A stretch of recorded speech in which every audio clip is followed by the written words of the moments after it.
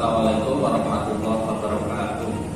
Sahabat Bawaslu yang saya hormati, perkenalkan nama saya Wadiman, anggota Bawaslu Kabupaten Ponorogo. Pada kesempatan yang baik ini, saya akan sedikit menyampaikan atau sharing terkait dengan pengawasan pemilu partisipatif.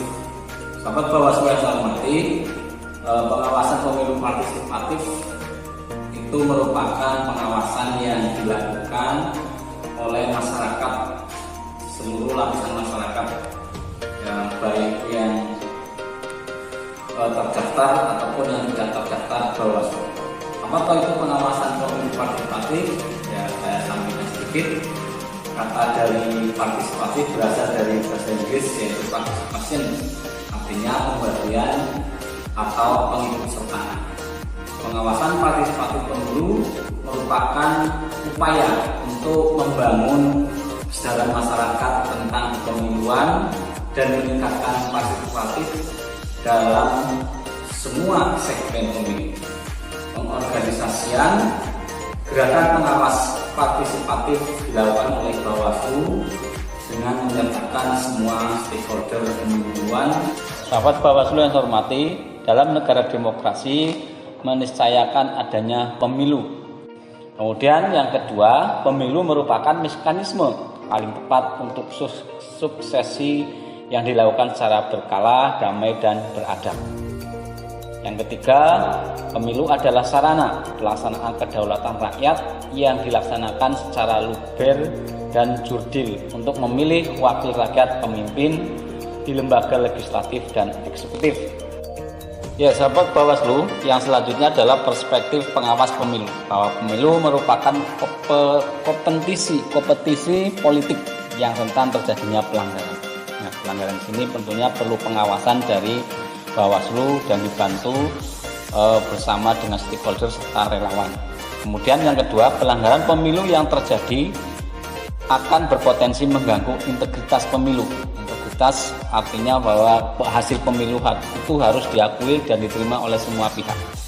Yang ketiga, untuk menjamin integritas pemilu diperlukan pengawasan di setiap tahapan pemilu yang dilakukan oleh pengawas pemilu dan partisipasi publik. Partisipasi publik tadi saya sampaikan adalah dari unsur masyarakat baik yang terdaftar ataupun yang tidak terdaftar di Bawaslu. Kemudian yang keempat, pengawasan dilakukan agar pelanggaran dapat dicegah. Tetapi jika terjadi tetap diproses sesuai dengan peraturan undang-undang yang berlaku oleh Bawaslu atau instansi yang terkait, dalam hal ini ada Gakumdu. Kemudian yang kelima, tahapan terhadap peserta pemilu yang dirugikan dapat berjuang memperoleh keadilan pemilu melalui Bawaslu, akan diproses oleh Bawaslu melalui mediasi dan adjudikasi. Sahabat Bawaslu yang saya hormati, selanjutnya adalah integritas pemilu. Integritas pemilu itu dibagi tiga hal. Yang pertama, integritas stakeholder penyelenggara pemilu. Yang kedua, integritas penyelenggaraan. Kemudian yang ketiga, integritas hasil pemilu. Sahabat Bawaslu, dari tiga hal tadi akan saya uraikan satu persatu. Yang pertama adalah integritas stakeholder strategis. Yang pertama adalah penyelenggara pemilu. Penyelenggara pemilu di sini harus netral, profesionalitas sistem yang dikembangkan yaitu KPU, Bawaslu, dan DKPP. Artinya tiga penyelenggara ini harus bersifat netralitas, profesionalitas. Yang kedua, lembaga penegak hukum. Lembaga penegak hukum juga tidak kalah penting. Di sini ada kepolisian, kejaksaan, dan peradilan yang lain yang terkait dengan kepemiluan harus bersikap netral dan profesionalitas. Kemudian yang ketiga adalah pemerintah. Pemerintah dalam hal ini netralitas pejabat publik dan birokrasi serta fasilitasi. Nah, hal ini yang sering dimanfaatkan oleh incumbent dalam menggunakan fasilitas negara yang sebetulnya itu dilarang oleh Undang-Undang Kepemiluan. Sahabat Bawaslu, yang kedua adalah integritas proses penyelenggaraan. Adanya lingkungan yang kondusif bagi penyelenggara pemilu. Kedua, terjaminnya hak sipol. Yang ketiga, meningkatnya tingkat kepatuhan peserta pemilu, baik secara perorangan ataupun partai ataupun kelompok. Kemudian yang keempat, berjalannya law enforcement atau penegakan hukum secara efektif. Kemudian yang kelima, adanya tempat memperoleh keadilan bagi kontestan pemilu. Kemudian yang keenam, adanya partisipasi publik dalam pengawasan pemilu. Dalam hal ini di unsur masyarakat atau relawan.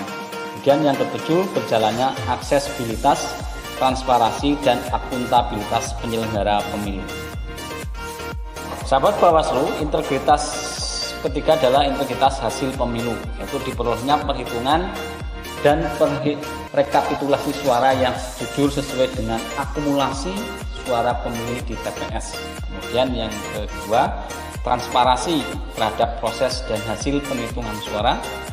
Yang ketiga adalah kesediaan kontestan pemilu menerima pemenang pemilu, artinya legowo walaupun kalah sesuai dengan prosedur yang berlaku. Kemudian dihormatinya putusan mengenai perselesaian hasil pemilu. Nah, putusan ini biasanya dilakukan di MK yang memutuskan adalah Mahkamah Konstitusi. Selanjutnya adalah urgensi partisipatif. Pemilu merupakan hajat atau pesta demokrasi milik rakyat. Kemudian keterbatasan jumlah anggota pengawas pemilu dibandingkan persoalan pemilu yang terus berkembang. Artinya keterbatasan pengawas pemilu yang dalam ini Bawaslu dari pusat sampai TPS. Kemudian ekspektasi atau harapan ke depan masyarakat yang sangat tinggi terhadap pengawas pemilu. Dibutuhkan keterlibatan berbagai pihak dalam pengawasan pemilu sesuai dengan peran dan fungsinya masing-masing. Ya, sahabat Bawaslu, bentuk partisipasi masyarakat dalam pengawasan pemilu. Bahwa partisipasi masyarakat dalam pengawasan pemilu dapat berwujud pencegahan, pemantauan atau pengawasan, pemberian informasi, pelaporan dan saksi. Dalam hal ini yang masih menjadi keprihatinan kami, tidak adanya perlindungan terhadap pelapor dan saksi. Maka masyarakat mungkin takut untuk melaporkan hal-hal yang diduga melanggar terkait dengan kepemiluan. Ya, sahabat Bawaslu, output pengawasan partisipatif, yaitu banyaknya kelompok masyarakat yang tergabung sebagai relawan pengawas pemilu, baik itu relawan yang terdaftar atau yang tidak terdaftar secara langsung. Kemudian semakin meningkatnya pemahaman dan kesadaran masyarakat, khususnya relawan, untuk berpartisipasi dalam pengawasan pemilu. Kemudian terbentuknya jejaring kerjasama antar simpul relawan dalam menjalankan tugas pengawasannya atau monitoring. Dalam hal ini dari semua unsur yang terlibat dalam relawan untuk bisa bersatu membantu Bawaslu dalam hal pengawasan. Nah, sahabat Bawaslu yang saya hormati, outcome pengawasan partisipatif, ya, semakin tinggi potensi pelanggaran pemilu yang dapat dicegah. Artinya kalau semakin banyak pengawas dan relawan, maka pelanggaran banyak yang dicegah. Kemudian semakin tinggi indikasi pelanggaran yang ditemukan oleh pengawas maupun relawan, karena kita sudah banyak pengawas dan relawannya terkait dengan pengawasan pemilu. Kemudian semakin tinggi jumlah laporan pelanggaran dan informasi awal pelanggaran dari masyarakat. Dalam hal ini informasi yang diterima oleh Bawaslu dan bisa ditindaklanjuti sesuai dengan peraturan perundang-undangan kepemiluan. Tahap yang terakhir, sahabat Bawaslu yang saya hormati, goal pengawasan partisipatif atau tujuan akhir dari pengawasan partisipatif adalah terlaksananya pemilu berintegritas dari aspek proses maupun hasil, artinya dapat diterima oleh semua pihak. Semakin tingginya partisipasi publik dalam mengawal keberhasilan pelaksanaan pemilu. Kemudian yang ketiga, minimnya komplain dari masyarakat terkait pelaksanaan pengawasan dan pelaksanaan tahapan pemilu.